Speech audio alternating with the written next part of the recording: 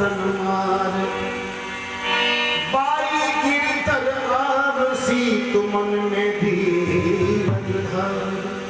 हे पुत्री, मैं भगवान को याद करता हूँ, ठाकुर जी को करुणा करके बुलाता हूँ, तू तेरे मन में धैर्य धर, वो गोविंद जरूर आएंगे।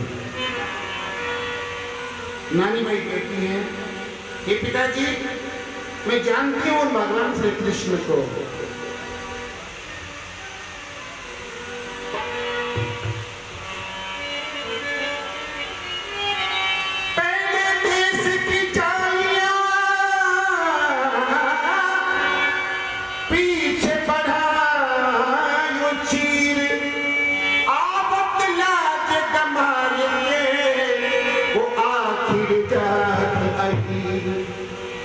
पिताजी मैं जानती हूँ भगवान श्री कृष्ण को।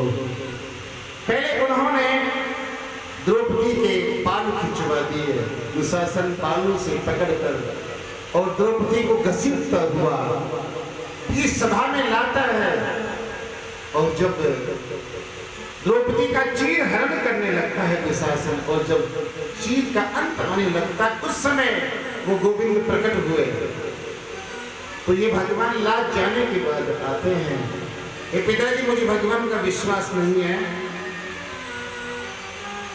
नरसिंह मेहता फिर नरसिंह अपनी पुत्री से कहते हैं,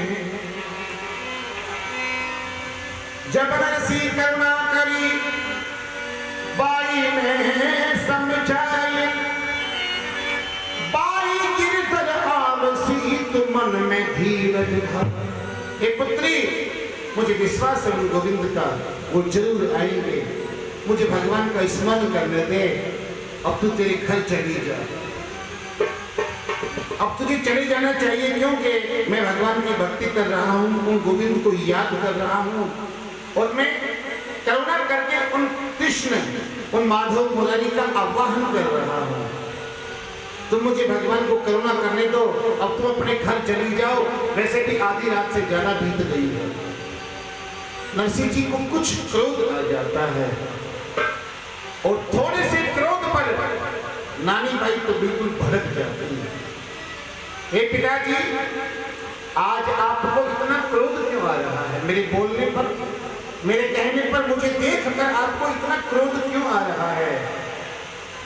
हे पिताजी, आपने मुझे जन्म दिया, उस समय ये नहीं सोचा कि मेरी पुत्री है, इसके लिए मुझे सब कुछ करना है।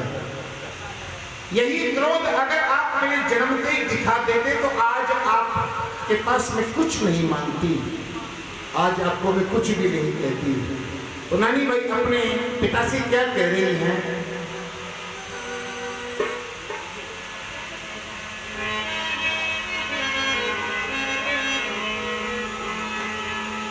ए जिजाई जग क्यों ना दिनी अमन की गली, क्या से तो पुरोगा मारा मन की गली, क्या से तो पुरोगा मारा मन की गली, क्या से तो पुरोगा मारा मन की गली, क्या से तो पुरोगा मारा मन की गली।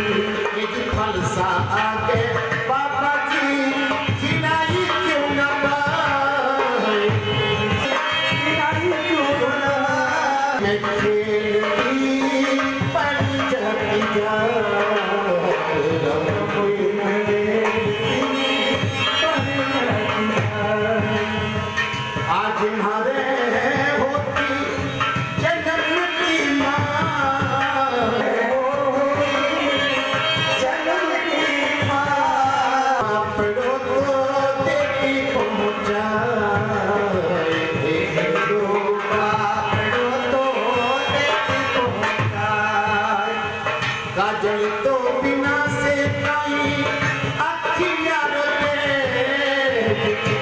आकर तो बिना से कहीं अखियाँ रोते, मायर तो बिना से कहीं पापा जी रोहे, मायर तो बिना से कहीं पापा जी रोहे, कोई बिना को लागे को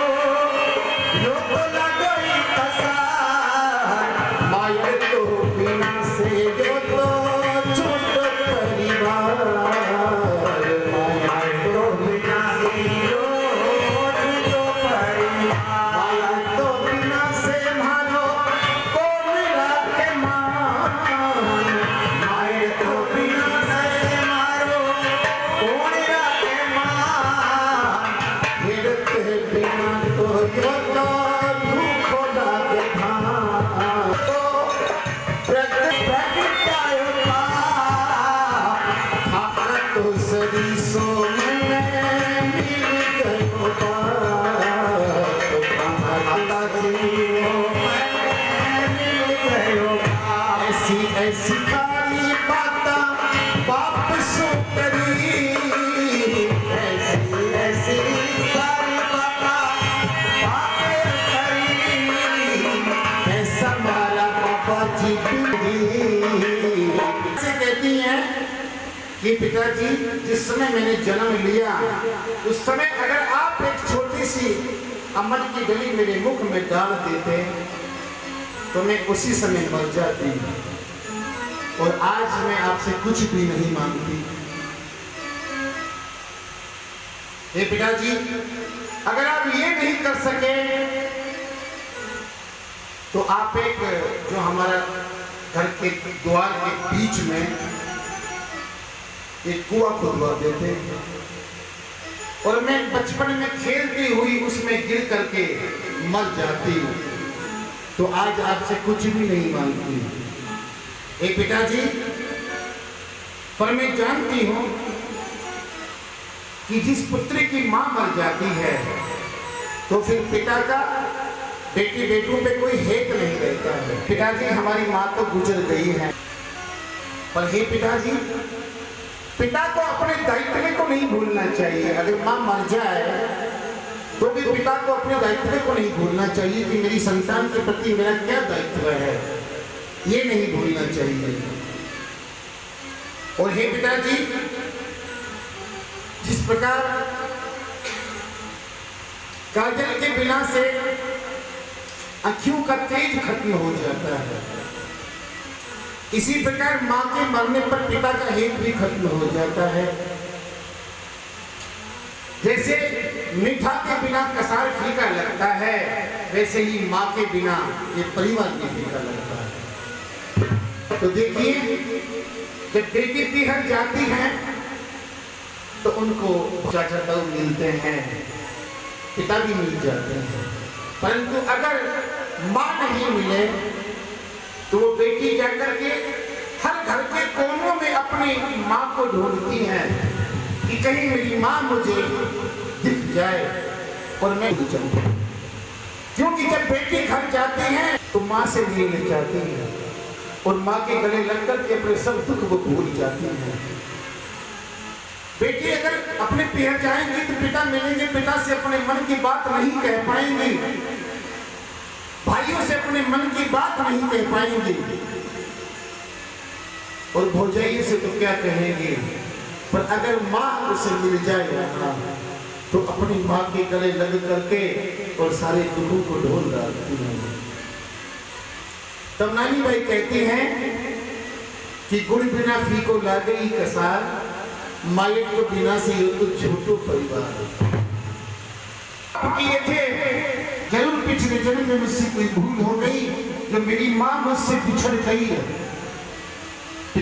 उस समय अगर तुम भी मर जाते तो आज मैं किसी को कुछ नहीं कहती, बस यही होता कि भाई बिना माँ बाप की बेटी है, इसके भात भरने कौन आएंगे। पर आप पिता हो भी और आज आप कुछ नहीं लेकर के आए तो मुझे ये सब दुनिया ताने मारती है। नरसिंह मेहता अपने पुत्री की ये बातें सुनकर के रोने लग जाते हैं और आंखों से आंसू बहाते हुए कहते हैं, जाओ भाई नानी बाई घराने सिधारो, हे बाई थे थारे घरा पधारो, लागे जितनी जिनसारों थे कागज लिखा जाओ, आपके कितना बात में लगता है वो मुझे पत्रिका में लिखवा करके ला दो।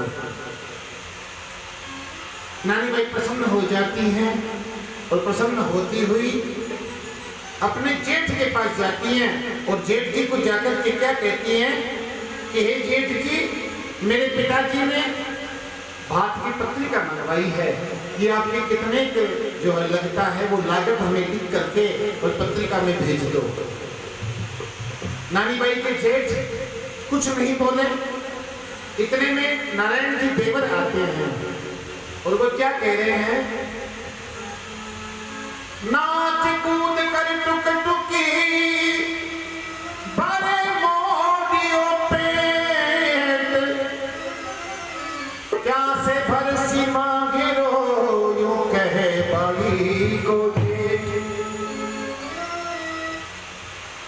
भाभी मैं जानता हूँ कि तुम पत्रिका लिखवाने आई हो, पर क्यों काले कागज करवाती हो?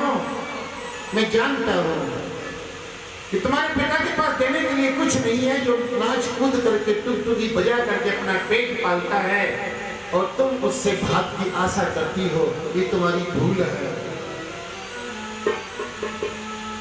नारायण जी कहते कि मुझे मालूम है कि भात में वो क्या देंगे। नरसी धरसी थाल में तुलसा बिस्वा बीस। नरसिंह जी के पास देने के लिए भात में तुलसा के पत्र हैं, चाहे आज ले लो और चाहे कल ले लेना। फिर भी ना, अगर तुम्हारे मन की एक इच्छा है कि मैं भात की पत्रिका लिखूं, तो हे भाभी, भात की पत्रिका तो मैं 1 नहीं 5 लिख दूंगा। तो नारायण जी पत्रिका लिख रहे हैं।